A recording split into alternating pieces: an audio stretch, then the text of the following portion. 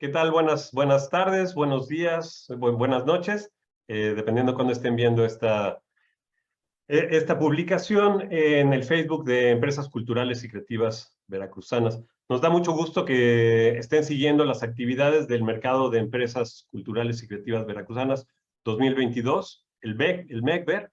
Y bueno, como saben, pues tenemos toda una barra dedicada a conversar con estudiosos, con especialistas del tema de la economía cultural y creativa.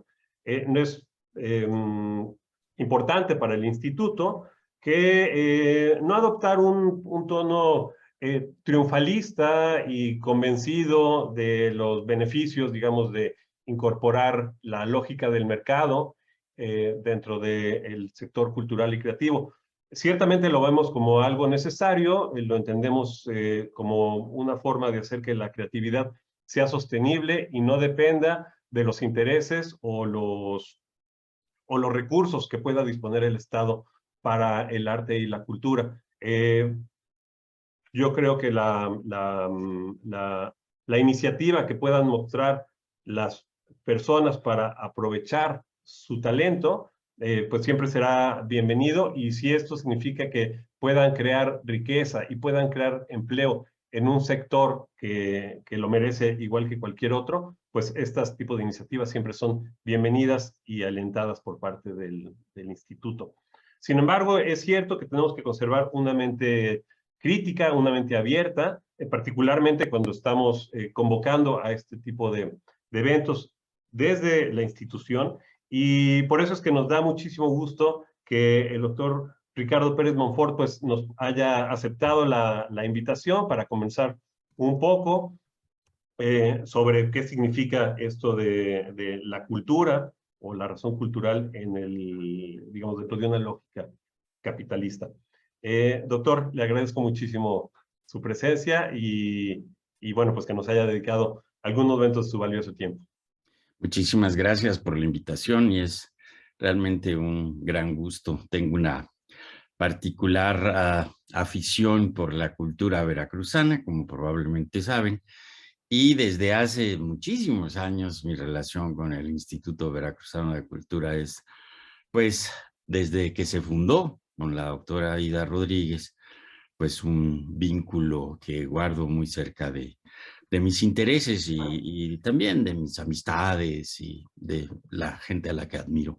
Así que les agradezco mucho la oportunidad de poder platicar con ustedes. No, pues el gusto es nuestro y sí, por supuesto, estamos muy conscientes de que pues tiene parte de su corazón puesto acá en el estado y pues nos da doblemente gusto que conociendo pues como lo conoce la cultura veracruzana, pues podamos hacer tal vez algunas referencias, digamos, o algo, o traerlo más como a la realidad veracruzana sobre lo que nos relata en su libro Cultura en Venta. Bien, antes de darle la palabra, me gustaría leer la semblanza del doctor Ricardo Pérez Monfort para que nuestro auditorio pues, lo conozca un poco mejor. Él es investigador del Centro de Investigaciones y Estudios Superiores en Antropología Social, el CIESAS, y maestro en la Facultad de Filosofía y Letras en la UNAM. Ha sido profesor invitado en diversas universidades europeas y estadounidenses, entre las que destacan la Universidad Libre de Berlín, la Universidad de Cantabria y la Universidad de Colombia. Sus intereses lo han llevado por el cine documental, el estudio de la derecha mexicana, el mundo caribeño, el folclore latinoamericano y la historia de Hispanoamérica durante los siglos XIX y XX. En Debate, ya publicó Tolerancia y Provisión, Debate es la editorial. En 2016 publica Tolerancia y Prohibición y ha publicado los dos primeros tomos de la magna biografía sobre Lázaro Cárdenas, un mexicano del siglo XX. Esto en la portada del libro Cultura en Venta. Me voy a permitir, aunque no nos acompañe en esta ocasión, el currículum de Ana Paula de Teresa Ochoa. Ella es la coautora del libro Cultura en Venta. Ella es antropóloga y trabaja en el Departamento de Antropología de la Universidad Autónoma Metropolitana Iztapalapa, la UAM, desde hace más de 30 años. Ha impartido cursos y conferencias en diversas universidades mexicanas y europeas, y entre sus publicaciones destacan Crisis Agrícola y Economía Campesina el caso de los productores del Enequén en Yucatán. Quiana, la selva chinanteca y sus pobladores, otra publicación de la UAM y Juan Pablos en el 2011, y Antropología de la Antropología Mexicana, coordinado con Esteban Crotz, igualmente de la UAM y Juan Pablos. Ha sido distinguida con el premio divisional a la docencia de la UAM Iztapalapa y con Ricardo Pérez Monfort realizó el documental titulado Voces de la Chinantla en 2006, que obtuvo el primer premio en el Festival de la Memoria en la categoría de Identidad y Género. Ella no nos puede acompañar en esta ocasión, bueno, por temas personales, pero quise compartir también su semblanza, pues siendo también ella autora del libro que pues ahora nos convoca. Bien, doctor Pérez Monfort, pues voy a comenzar con si nos puede compartir que el libro Cultura en Venta, trata en buena medida sobre un concepto principal, que es el de la razón cultural. No el de la cultura, que es distinto, digamos, es tema de los antropólogos, sino el de la razón cultural. Entonces, a mí me gustaría pedirle que iniciemos pues hablando sobre qué se entiende sobre esta razón cultural y en la medida de irlo pues tal vez orientando hacia el mundo contemporáneo, si por ahí nos puede dar algún referente veracruzano que nos pueda ubicar mejor, pues cómo se comporta o cómo se concibe entonces esta razón cultural en lo que usted denomina capitalismo ultraliberal, que es probablemente el momento en el que estamos. Bueno, muchas gracias. Y sí, lamento que no esté Ana Paula con nosotros porque realmente ella es la que tiene la visión, digamos, antropológico-económica, ¿no? Con mayor fuerza, digamos, ella guió esa parte del estudio. A mí me tocó más la parte histórica y tal vez la de las distintas regiones. Pero, bueno, para contestar la pregunta, nosotros entendimos razón cultural por un proceso de simplificación que se ha vivido en los últimos 20, 30 años, ¿no? A partir de una implantación muy eh, positiva y muy intensa a nivel mundial del neoliberalismo y desde luego de lo que se ha llegado a llamar una especie de capitalismo salvaje o capitalismo a ultranza, ¿no? Una vez que se impone este proceso y se llega a esto que hemos llamado precisamente la globalización, empezó a aparecer esta noción de la razón cultural en el mundo económico, en el mundo comercial, en el mundo mercantil, en el mundo, incluso también en el propio mundo académico y en el de los economistas, ¿no? Que enfatizaba las características, digamos, específicas de un grupo étnico o de una región cultural o de cierta, digamos, comunidad, ¿no? Enfatizaba esas características asociadas precisamente a nuestra antigua noción de la cultura, que son las tradiciones, que son, pues, las expresiones artísticas, que son, digamos, las técnicas locales, regionales, ¿no?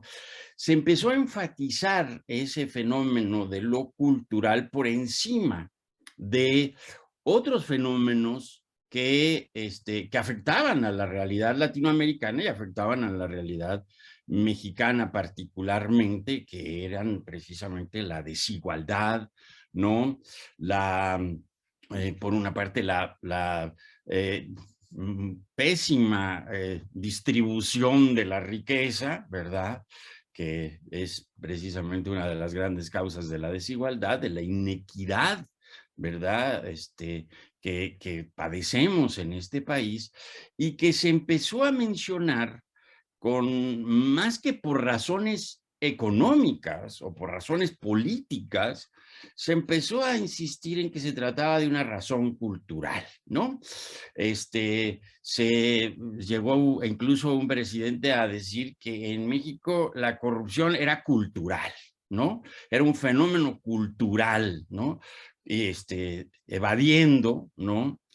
Toda responsabilidad de los fenómenos políticos y desde luego los fenómenos económicos, que era precisamente lo que se le estaba imputando y por lo cual se estaba criticando tan severamente a esta situación de una corrupción generalizada en el país, ¿no? Entonces, establecer que es una razón cultural, podríamos decir que invisibiliza, ¿no? La desigualdad, invisibiliza la falta de oportunidades, invisibiliza los procesos políticos y económicos que han llevado a esta situación pues verdaderamente dramática de una pobreza que está prácticamente establecida endémicamente en el país, ¿no?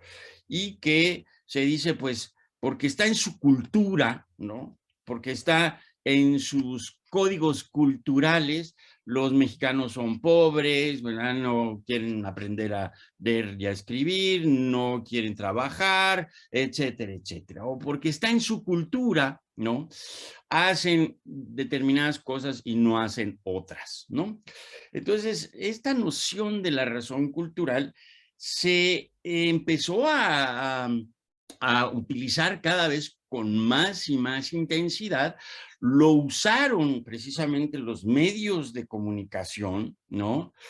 Todo esto de México, magia y color, ¿no? Los propios conceptos de pueblos mágicos y este tipo de ideas que lo que tratan de hacer es enfatizar los fenómenos culturales para que no se vean tan claramente los problemas económicos o los problemas políticos. Estos medios de comunicación lo han utilizado desde luego con una intención muy clara de mercantilización de digamos, estas expresiones artísticas o estas tradiciones, ¿no? Apuntalado también, desde luego, por el turismo, ¿no? El crecimiento de la industria turística, ¿no? Ha enfatizado también la presencia de este fenómeno de las razones culturales y entonces esto, digamos, nos preocupó, ¿no? En buena medida porque incluso también en las ciencias sociales, en la antropología, en la historia, en la sociología y en la propia economía, estas razones culturales estaban sustituyendo lo que antiguamente se denominaba como la raza, ¿no? O como en determinado momento también, digamos, la cultura, pero desde una perspectiva que confrontaba, ¿verdad?, la civilización frente al primitivismo, ¿no? O incluso, ¿no? Se enfatizaban no solamente, digamos, una serie de categorías, como por ejemplo la negritud, ¿no? El mestizaje, ¿no? Lo indígena, ¿no? Todo esto se enfatizaba con un afán, podríamos decir, de convertir el fenómeno cultural en digamos, en una entidad capaz de mercantilizarse precisamente por el carácter simbólico que lo negro, lo indígena, digamos, jarocho, por ejemplo, para hablar de ustedes, de los veracruzanos, ¿verdad? Yo debería de incluirme también, pero bueno, para hablar precisamente de lo tarasco, por ejemplo, o de lo norteño, ¿no? Etcétera, etcétera. Esa connotación simbólica, ¿no? Que se le añadía al fenómeno de mercantilización o de convertir a la cultura en un producto mercantilizable, ¿no? Se fue orientando de tal manera que se integraba ya a la propia razón cultural. Entonces se decía, es que esto es esta tela, ¿verdad? Es valiosa, ¿por qué? Porque proviene de los triques de Oaxaca, ¿no? Y entonces eso le daba una connotación simbólica y aumentaba precisamente su valor, ¿no? ¿Y cuál era el código detrás del cual se podía aumentar ese valor? Era precisamente la razón cultural. Lo que importaba era precisamente esa connotación simbólica que identificaba, ¿no? Los valores de una mercancía con un fenómeno identificado como cultural, ¿no?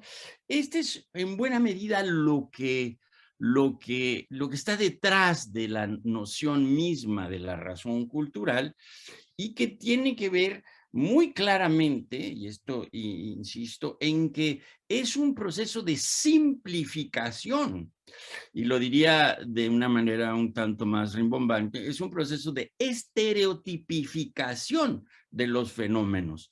¿Qué quiere decir qué? Que quiere decir una síntesis, armar una síntesis, ¿no? O de un complejo verdaderamente extenso que tiene que ver con los lugares, que tiene que ver con las tradiciones, que tiene que ver con las comunidades, que tiene que ver con la gente, que tiene que ver con la historia de la gente, que tienen que ver con los recursos que tiene la gente que produce estas expresiones, ¿no? Entonces es un complejo, pero cuando decimos estereotipo, eso se reduce, ¿no? Se reduce muchísimo, se simplifica, ¿no? Y entonces podríamos decir, bueno, el clásico estereotipo, y además que es el que yo he estudiado con más énfasis, es precisamente el identificar a los mexicanos con los charros, ¿no? Y esto tiene que ver con los medios de comunicación, tiene que ver con, desde luego, este proceso de simplificación, tiene que ver con el turismo también, y tiene que ver con que el ser charro, ¿verdad?, le añade a los fenómenos culturales una especie de plusvalor, ¿no?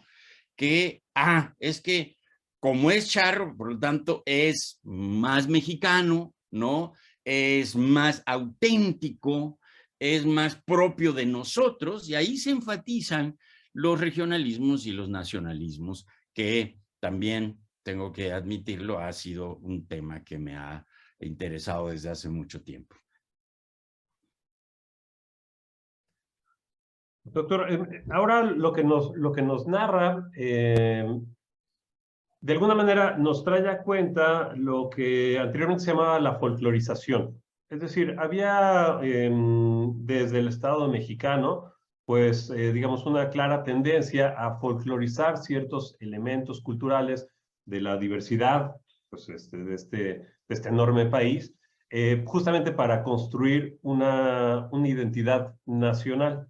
Esto es un proceso que, por supuesto, viene probablemente desde la Revolución Mexicana, o más bien el triunfo de la Revolución Mexicana o de la institucionalización de esta revolución, donde se seleccionaron ciertas características para construir, pues vamos a decir, el ballet folclórico, ¿no? Lo más representativo, donde los contextos, las historias, las disputas económicas, sociales y culturales del pasado quedaban desdibujadas frente a lo vistoso, lo colorido, lo atractivo y ciertamente lo turístico. Ahora, me parece que antes la razón por la cual el Estado estaba impulsando, pues tenía que ver más con un proyecto político probablemente de un mejor y un mayor control sobre la psique, digamos, de los mexicanos, y que esto ha sido paulatinamente sustituido más bien por un control del mercado, donde no se busca crear una identidad, sino se buscan crear, en todo caso, consumidores, ¿no? Pues tener el producto que le dé la ventaja competitiva frente vamos a decir, frente al colombiano o sobre, bueno, en realidad en términos de competencia económica, pues ¿qué hace al producto regional, local o nacional? Pues más atractivo. Soltar, digamos, este proyecto nacionalista, ¿usted cree porque finalmente se logró o porque ya no tiene sentido desde el Estado seguirlo fomentando? No, bueno, este proceso, que es un proceso largo y muy importante de búsqueda, podríamos decir, en un principio de unidad nacional, ¿no? En la que esta unidad plantea, ¿no?, la necesidad de que los mexicanos crean en determinados símbolos, de que se identifiquen con determinadas expresiones, de que atiendan, ¿no?, a una especie de llamado, ¿no?, para poder generar esto que se ha llamado una conciencia nacional, ¿no? Que además tiene mucho que ver con los fenómenos culturales. No hay que olvidar que la cultura, pues en un principio, pues se convirtió también en un instrumento de dominación de conciencias y por lo tanto también de consumidores, ¿no? Este largo proceso que incluso yo me atrevería a decir, digamos, se refrenda con la Revolución Mexicana, pero ya venía desde tiempo antes, ¿no? Este es un proceso muy interesante, también a mí en lo personal me ha interesado mucho, me ha llamado mucho la atención, y en el cual desde luego el Estado mexicano tiene una primera gran responsabilidad. O sea, el Estado va construyendo y animando digamos, estos recursos, ¿no? Pero en la medida, y bueno, ya pasa la revolución, luego, digamos, todo el fenómeno de las guerras después de la Segunda Guerra Mundial, cuando ya Estados Unidos incorpora a su propio discurso este fenómeno de las áreas culturales, que además han justificado, desde luego, su propia dominación a nivel, digamos, internacional. El Estado mexicano utilizó, ¿no?, en gran medida, digamos, estos recursos de la estereotipificación, de la nacionalización, de incluso esto mismo que tú planteas, de las áreas culturales, y que se construya precisamente una especie de catálogo del folclore o de las expresiones culturales nacionales. Entonces, claro, identificábamos a Yucatán con los bochitos, ¿no?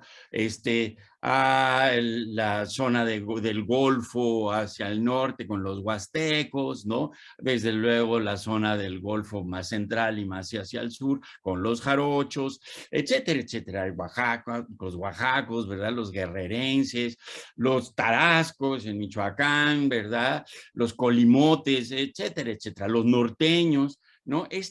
Esta construcción en la cual participó desde luego el propio Estado y fue uno de los grandes animadores y motores del fenómeno, podríamos decir que se fue consolidando gracias a pues la intervención misma del Estado en procesos educativos, en procesos de definición de las distintas regiones, ¿no? Pero que también empezó a ser aprovechado por los medios de comunicación masiva. Estamos hablando, por ejemplo, de estas adjetivaciones de las canciones. Antes eran todas canciones mexicanas. Ah, no, ahora ya es canción ranchera. Ah, no, ahora ya es canción yucateca. No, ahora ya es un corrido norteño, ¿no? Ahora ya es un guapango, ahora ya es un son jarocho o un son navajeño, etcétera, etcétera, ¿no? Todo esto, ¿verdad? En el proceso mismo de construcción de las distintas regiones, apareció también el afán de, digamos, de convertir estas expresiones culturales en mercancías, y ahí también apareció una iniciativa privada, unos medios de comunicación que en México lamentablemente, ¿verdad?, han estado principalmente en manos de una iniciativa privada muy irresponsable, muy incapaz de entender al país en el fondo, muy, digamos, ignorante de lo que pasa en el país, muy también soberbia, muy despreciativa de lo que es la propia multiplicidad, ¿no? Y las distintas, bueno, las propias expresiones, ¿no? O sea, los medios de comunicación, principalmente el cine y pues desde luego la radio y desde luego también la televisión, ¿verdad?, han participado de manera fehaciente en ese proceso de mercantilización y de simplificación, ¿no? De reducción, podríamos decir.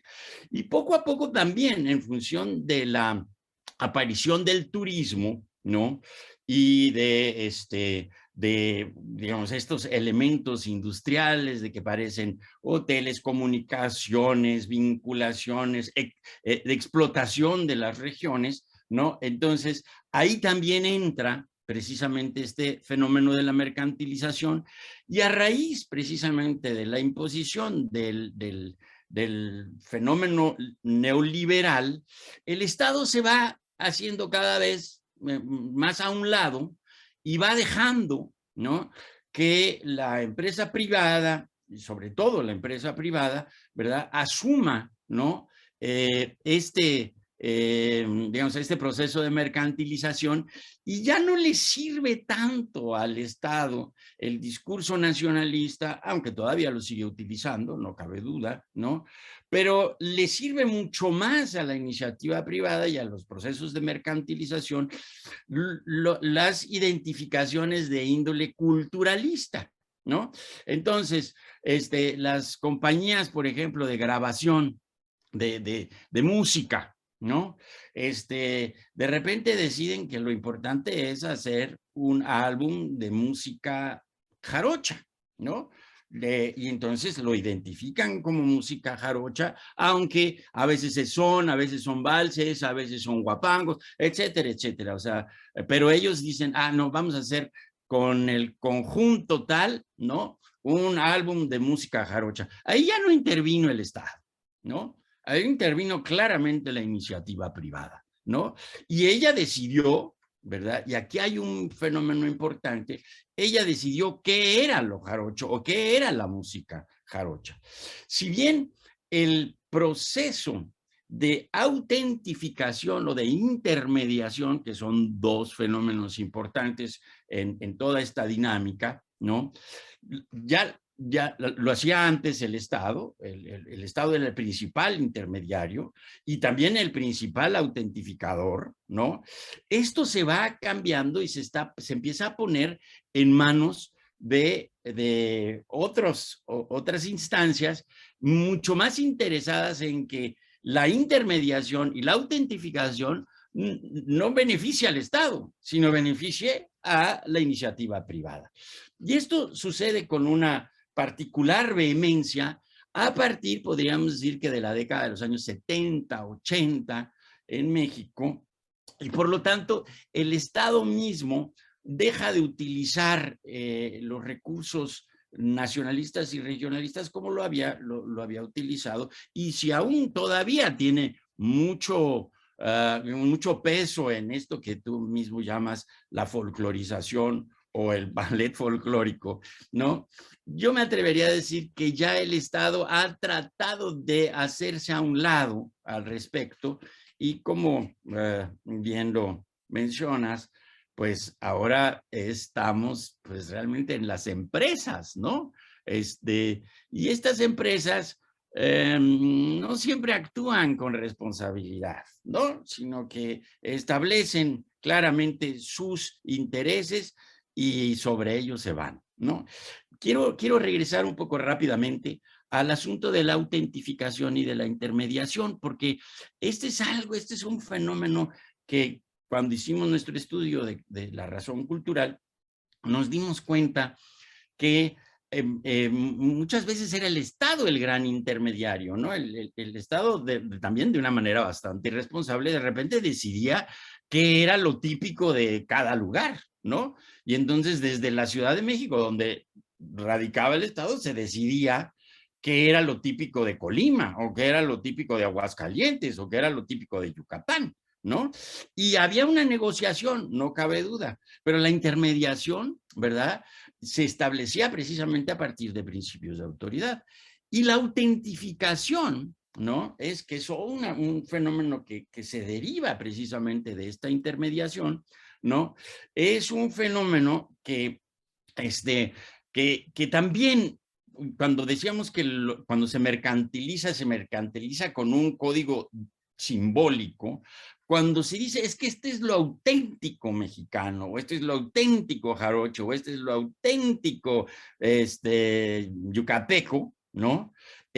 Cuando se autentifica, ¿no?, se establece un código de valores y se establece lo que yo he llamado en los procesos de estereotipificación el deber ser, ¿no? Para que sea yucateco, ¿verdad?, tiene que ser así y así y así y así y asado. Para que sea jarocho tiene que ser así y así y así y así y asado. Estos procesos de autentificación, ¿no?, cambian, desde luego, son fenómenos históricos. A veces se les da más oportunidad a las comunidades de decir qué es lo que ellos sienten, qué es lo propio de ellos, y a veces no se les da ninguna oportunidad. Se les dice, así eres tú y punto, y te callas, ¿no? Y así tienes que, para que te podamos comprar tu mercancía, tiene que ser así, ¿no? Y ese proceso de autentificación es un proceso complejo, ¿no? Que desde luego merece ser estudiado con mucho más cuidado, sobre todo por las propias empresas culturales y creativas, ¿no? Doctor, ahora, sobre este proceso de autentificación, ¿cuál es, en su opinión, el papel entonces que llevan los propios creadores culturales, ¿no? Es decir, los que detentan las tradiciones, estas creencias, las costumbres, eh, porque finalmente no se pueden abstraer de la economía en la que están insertos, ¿no? Digamos, no pueden crear una burbuja vamos a decir, la burbuja cultural que realmente nunca existió, pero así se manejaba desde la política cultural, como si fuera algo ajeno a la economía, ajeno a la política, o así nos lo querían. eh, Creo que en este proceso de autentificación, pues es parte de lo que hay que convencer, ¿no? Esto no hay intereses atrás, solamente digamos, los intereses propios de la cultura para sí misma, lo cual, por supuesto, pues es falso, ya cuando uno, pues digamos, empieza a preguntar. Entonces, la pregunta que me gustaría que platicáramos ahora es sobre la perspectiva de los creadores culturales, de los propios creadores culturales, se ven ahora ante la disyuntiva de aprovechar estas leyes del mercado para, de alguna manera, adquirir cierta sostenibilidad y cierta proyección hacia el futuro, o por el otro lado, resistir este embate, digamos, de la lógica capitalista, la lógica del mercado, como una apuesta de probablemente mucho más largo aliento. Y creo que están, pues, jugando en dos canchas, ¿no? Que a veces, que llevan reglas muy diferentes,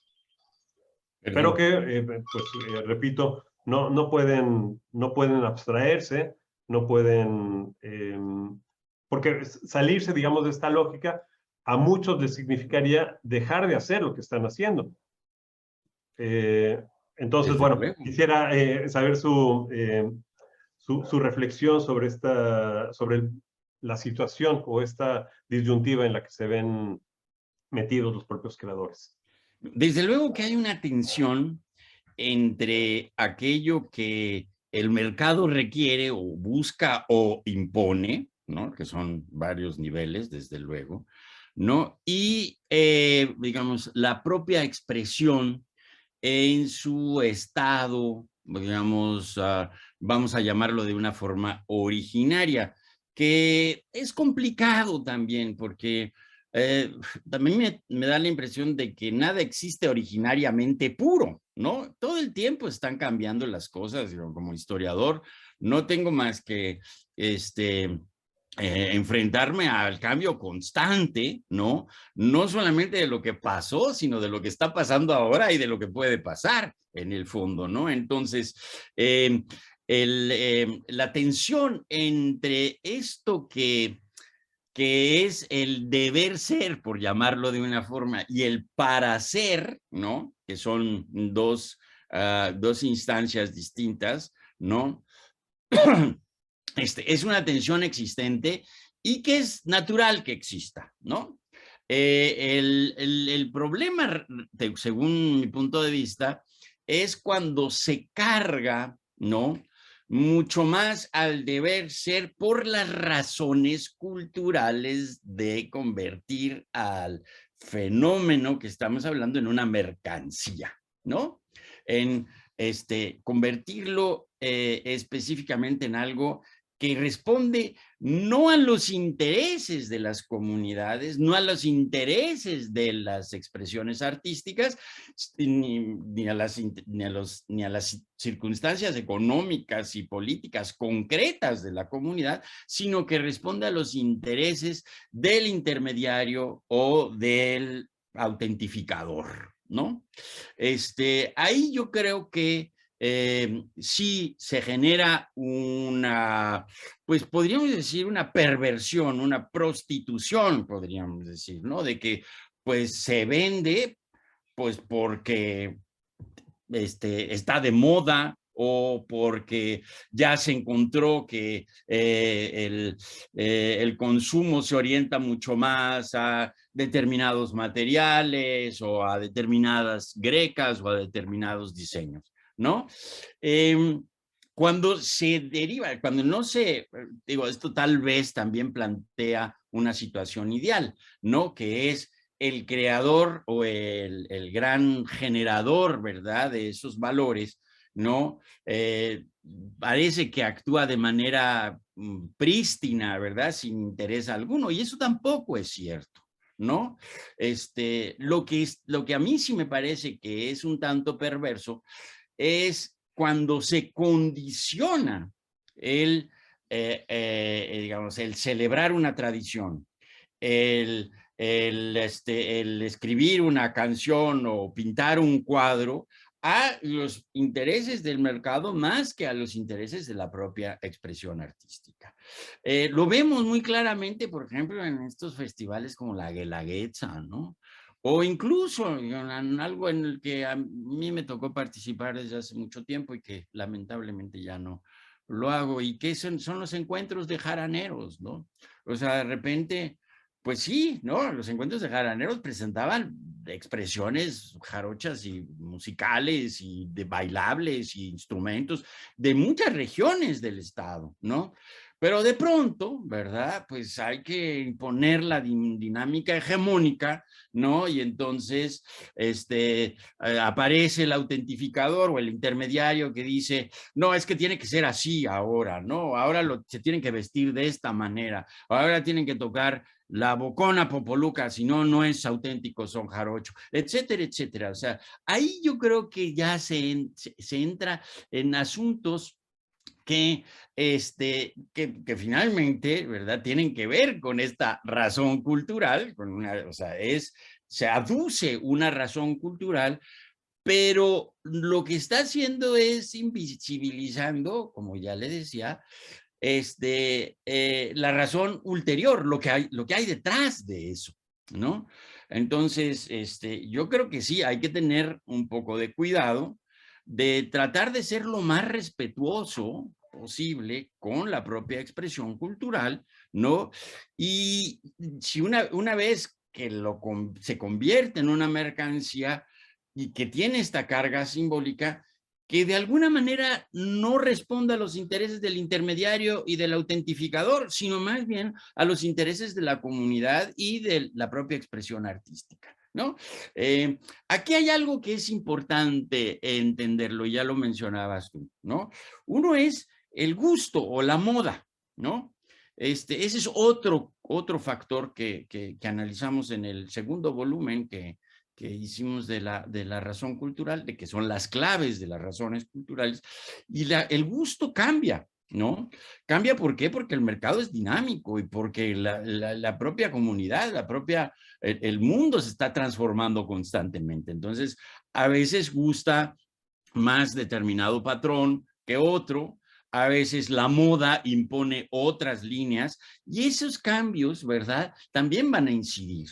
Y luego, algo que también es complejo, pero importante, yo creo que con lo que tal vez se podría equilibrar un poco esta tendencia hacia una mercantilización excesiva, ¿no?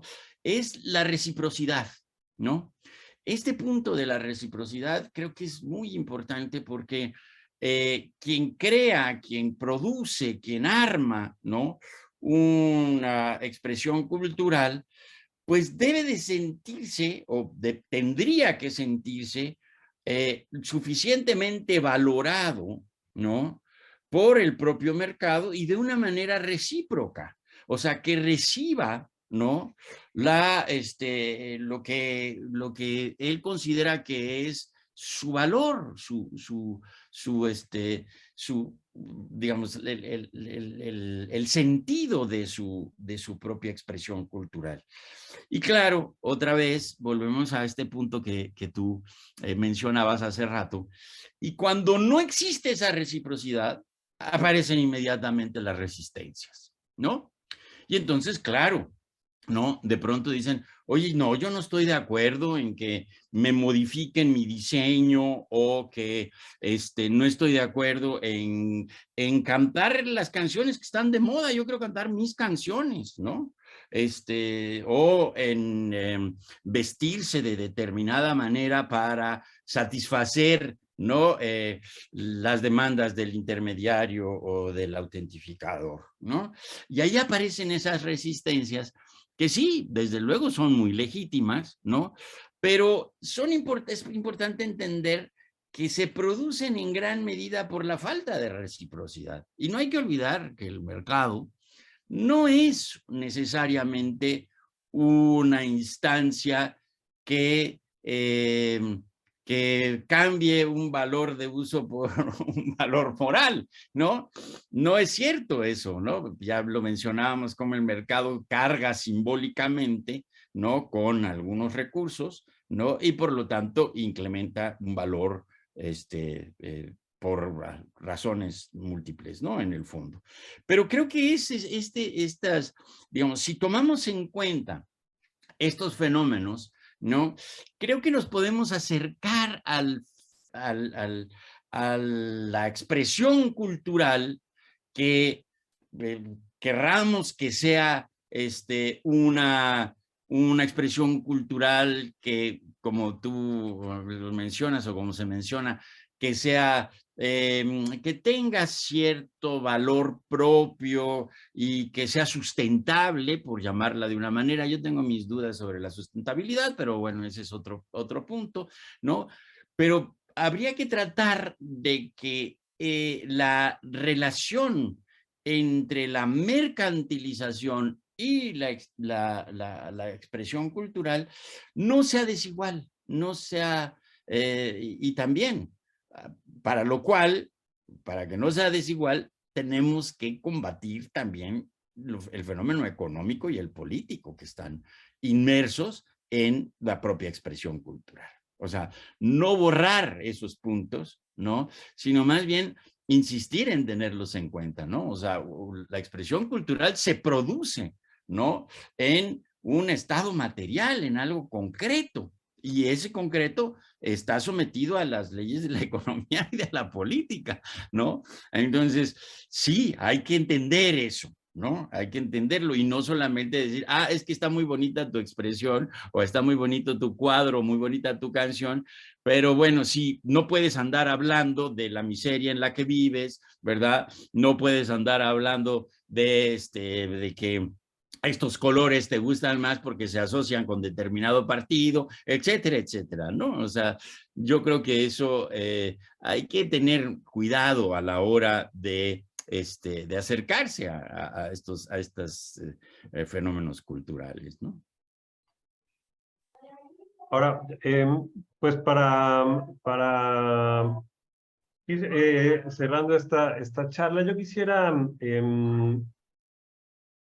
plantear una situación desde el Estado, ¿no? Como institución. Es decir, tenemos una responsabilidad de alentar, de fomentar, de impulsar el desarrollo cultural.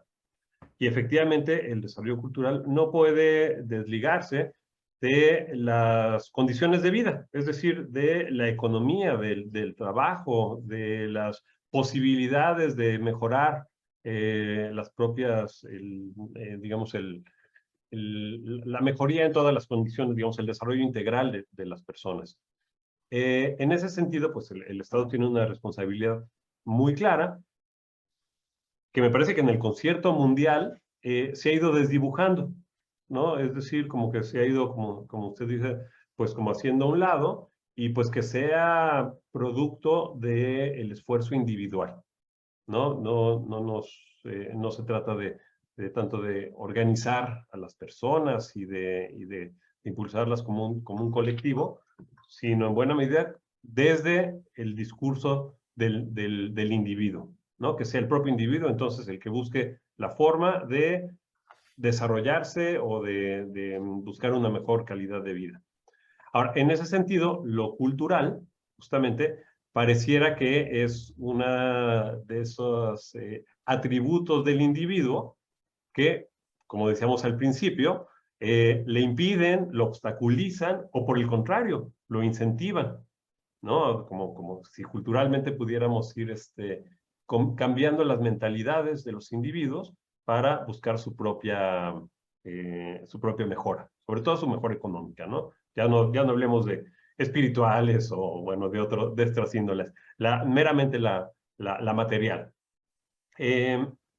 ¿Cuál sería entonces, para ir concluyendo esta charla, su opinión sobre el papel del Estado, sobre esta discursividad del individuo? Y quisiera así, me interesa particularmente esta pregunta porque nosotros desde el programa de Empresas Culturales y Creativas, eh, sobre todo hablamos con individuos, no tanto con colectivos, sino con individuos que justamente pues manejan una mentalidad de, pues voy a aprovechar mi creatividad, mi talento, la innovación que estoy, digamos, con la que me pretendo destacar. Y a veces pareciera como que no hay una búsqueda como del bien social atrás, ¿no? Sino solamente del personal, del individual. Y me parece que esto es algo que, pues, o sea, esto es un fenómeno global. Ahora, la razón cultural, entonces, esto pudiera ser, digamos, parte de este discurso que fomente el individualismo o, por otra parte, pudiera incluso aprovecharse la razón cultural para rescatar un sentido más social, digamos, del desarrollo. Mira, Marco, yo estoy chapado un poco más a la antigua. Yo sí creo que el Estado tiene funciones concretas, ¿no? Tiene que velar por el bienestar de los individuos y de las comunidades, ¿verdad? Otra responsabilidad es la reducción de la desigualdad a ultranza, ¿verdad? Insistir en ella. Yo creo que el Estado debe, desde luego, participar en la educación de toda la comunidad, de todo el país, de todo el entorno. También creo que el Estado debe de proteger, ¿no? O sea, de los abusos de los demás, etcétera, etcétera. Y entonces, en ese sentido, esas responsabilidades creo que no se le pueden escatimar al Estado. El Estado tiene que velar por el bienestar social. Yo todavía creo en el estado de bienestar, ¿no? En el fondo. Y creo que por algo surge el Estado también, ¿no? O sea, el Estado surge precisamente por el bien no de los individuos, sino de la colectividad, ¿no? Sin embargo, la tendencia, y esto también en eso coincidimos, y el análisis me parece correcto, que la tendencia es no solamente hacia la individualización, sino hacia la fragmentación, ¿no? El individualizar es un proceso también de fragmentación, y ese proceso de fragmentación lo que hace es que rompe con esta conciencia social que me atrevería a decir es uno de los factores fundamentales de cohesión estatal, ¿no? Si nosotros tenemos una cohesión social, ¿no? O una conciencia sobre la cohesión social, entonces tenemos que velar no solamente por los intereses del individuo, sino también, desde luego, por los intereses de la colectividad, ¿no? Entonces, yo creo, ¿verdad?, que en este proceso, la razón cultural ha insistido, ¿verdad?, en esa fragmentación, ¿no? Cuando se habla de áreas culturales o se habla de expresiones que caracterizan a determinado grupo o a determinado individuo, entonces se fragmenta, ¿no? Entonces, al fragmentar, ¿no?, esta noción de cohesión plantea desde luego una confrontación, ¿no? Yo velo por mis intereses, velo por los intereses de mi comunidad en todo caso, y no me importan, ¿no?, lo que pasa lejos de donde yo estoy. Esto es un fenómeno que yo creo que le ha traído consecuencias muy nocivas tanto al país como a la humanidad en general, ¿no? Esto es lo que ha generado los grandes problemas ecológicos del mundo. Esto es lo que ha generado la confrontación tan brutal, ¿no?, entre naciones, entre figuras del poder, etcétera, etcétera, ¿no? Entonces, esta tendencia hacia la individualización también ha fomentado el egocentrismo, el creer que el ser humano se puede valer por sí mismo, ¿no? Individualmente, ¿no? Yo no creo que eso sea posible. Ya no estamos en posibilidades de crear Robinsones o de crear este tipo de anacoretas que se aíslan de todo y producen su propia, pues su propia capacidad de subsistir, ¿no? Esto ya no es, el ser humano es un ser eminentemente social, ¿no? O sea, la sociedad es la que hace al ser humano y el ser humano hace a la sociedad en el fondo. Ahí hay una, insisto, hay una dinámica de reciprocidad importantísima, ¿no?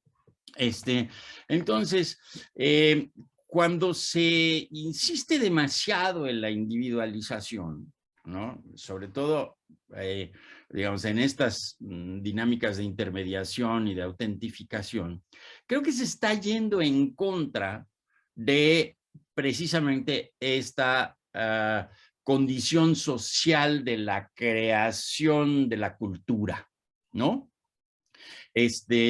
La cultura no la hace un individuo, ¿no? La tiene que ser una colectividad. El pintor o el músico es una especie de representante, a pesar de que sí se apela a la inspiración, etc., pero vive, no vive en la nada, ¿no? No vive solamente de sí mismo, sino que vive en un entorno, entonces tiene una responsabilidad con el entorno. Esto puede sonar un poco, digamos, sobre todo ante los empresarios voraces, ¿no?, y ante los caciques y ante este tipo de gente, puede sonar un tanto romántico. Pero a mí me parece que un principio ético fundamental, ¿no?, tanto en términos académicos como en términos de creación, como en términos de responsabilidad social, lo que hay que insistir es precisamente en qué es lo que uno le devuelve a la sociedad que la sociedad le ha dado a uno, ¿no? Ahí hay un acto, o sea, si yo nada más ando velando por mis intereses particulares, no le estoy devolviendo a la sociedad nada, estoy acaparando, me estoy quedando, ¿no? Estoy expropiándole a la sociedad muchos de los valores que la sociedad me dio, que me entregó, ¿no?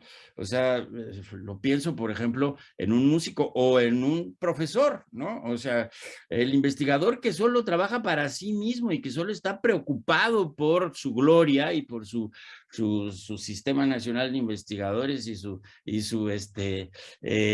digamos, su beneficio propio, pues es un investigador que yo creo que finalmente se va a quedar desde luego aislado. Hay que regresarle a la sociedad lo que la sociedad o la comunidad le ha otorgado a uno. Y esto pasa también en términos culturales, ¿no? O sea, si yo soy un creador cultural, si yo lo que hago son canciones, si lo que hago yo son artesanías, si lo que hago yo son pinturas, si lo que hago yo son dirigir ballets o si no, no regreso a la sociedad, si no me responsabilizo socialmente, entonces, digamos, estoy pervirtiendo un principio fundamental que es, digamos, el pertenecer a un grupo. Cuando se habla de las empresas con responsabilidad social, ahora casi siempre se orientan a cuestiones ecológicas, ¿no? Pero no, la responsabilidad social no es solamente la ecología, ¿no? La responsabilidad social también es el luchar contra la inequidad, el luchar contra la explotación, ¿no? O sea, el maltrato, ¿no? Contra la violencia, ¿no? Contra la miseria. Todo eso es parte de la propia responsabilidad social y en ese sentido yo sí creo, y regreso, cuando la razón cultural lo que hace es que individualiza e invisibiliza los demás factores que hacen a una dimensión social algo complejo, con problemas económicos, con problemas políticos, etcétera, etcétera. Cuando eso se invisibiliza, entonces ahí está pervirtiendo, ¿no?, su propio sentido, ¿no? Y entonces, bueno, sí, o sea, desde luego que hay artistas o poetas o lo que sea, que solo velan por sus propios intereses, ¿no? Pero yo me atrevería a decir que eso implica claramente una irresponsabilidad social y un acto, yo me atrevería también a insistir, un acto de perversión, que finalmente redundará, ¿no?, en pues la propia trascendencia de su trabajo, ¿no? Sí, completamente de acuerdo. Finalmente, probablemente es la trascendencia en los actos culturales lo que se busca, esa reproducción, el poder heredar, tal vez no necesariamente a nuestros hijos, pero al menos dejar nuestra huella sobre la vida de los demás. Y bueno, en ese sentido creo que los creadores artísticos, los creadores culturales, pues buscan hacer esto. Con esta nota sobre la responsabilidad social del creador, voy aquí a extender un poco más, del emprendedor cultural o creativo, que no se debe de perder, y lo que nos toca a nosotros, ¿no? Como intermediarios, como funcionarios, justamente velar por este bien común, y por común implican las comunidades, los grupos, ¿no? Claramente no los individuos, nosotros, que bueno, pues esto sucedía, eso se sigue sucediendo, sino pues el bien común de la sociedad a la que pertenecemos. Doctor Ricardo Pérez Mensor, le agradezco muchísimo sus palabras. Me parece que nos servirá mucho para que en el programa de Empresas Culturales también estemos muy atentos justamente a estos discursos triunfalistas del emprendedor aislado, Robinson Crusoe, por así decirle, que no lo son. Forman parte de un algo más grande que se llama la comunidad, de un algo más grande que se llama la sociedad, y que no se debe de perder esta responsabilidad Y en todo caso, utilizar la razón cultural, pero utilizarla justamente para, pensando en lo que esto implica para, para mi entorno social. Entonces, pues, me parece que es una reflexión que no debe de entrarnos por un oído y salir por el otro, sino permanecer en todo nuestro quehacer. Le agradezco muchísimo sus palabras y no me queda sino invitar pues al público del mercado de empresas culturales y creativas veracruzanas, el MECVER, el seguir escuchando estas conferencias, que bueno, pues como ustedes ya lo acaban de ver, lo acaban de escuchar, pues tenemos palabras de personas que llevan mucho tiempo investigando, reflexionando sobre las implicaciones de la cultura en la vida humana y en la vida pues de los mexicanos. Entonces, bueno, pues ahí está la invitación de seguirnos, de seguir el resto de las conferencias. Todavía tenemos algunas por delante. Y pues no me queda sino agradecerle en individualidad y a nombre del Instituto Veracruzano de la Cultura sus palabras, su presencia y por supuesto pues todo su poner a disposición de nuestros espectadores su experiencia y sus conocimientos. Muchas gracias a ustedes y bueno, permítanme una especie, ya que hablamos de mercantilización, una especie de comercial.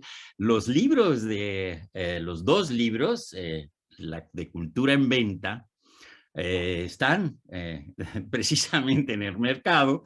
El primer libro son una serie de estudios muy particulares, muy puntuales, con un enfoque teórico inicial, y el segundo libro ya son lo que nosotros consideramos como las claves, en las que muchas de estas nociones que platicamos ahora se exponen de manera un tanto más cuidadosa y menos, digamos, improvisada como yo lo hice.